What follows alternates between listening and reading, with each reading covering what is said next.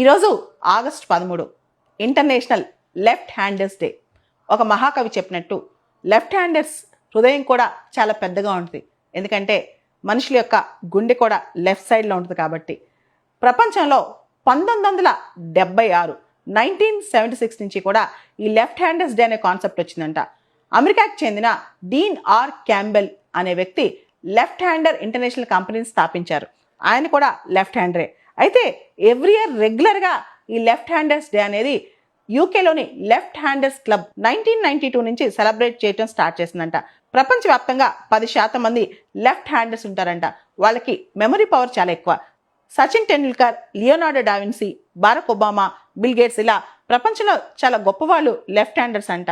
అయితే యూరోప్లో medieval dark ఏజెస్లో left హ్యాండర్స్ని call చేసేవాళ్ళంట. ఎందుకంటే వాళ్ళు అప్పట్లో లెఫ్ట్ హ్యాండర్స్ని ఈవిల్ అని నమ్మేవాళ్ళంట. అసలు ఎవరైనా లెఫ్ట్ హ్యాండర్స్గా ఎలా అవుతారు? ఇదొక బ్రెయిన్ లాటరలిజం అనమాట. ఇదొక జెనెటిక్ ఎవల్యూషన్ అని చెప్పొచ్చు. మనలో ఒక జీన్ LRRTM1 అనే జీన్ ఉండటం వల్ల మనం లెఫ్టీస్గా అవుతామంట. ఈ విధంగా శాస్త్రవేత్తలు చెప్తున్నారు.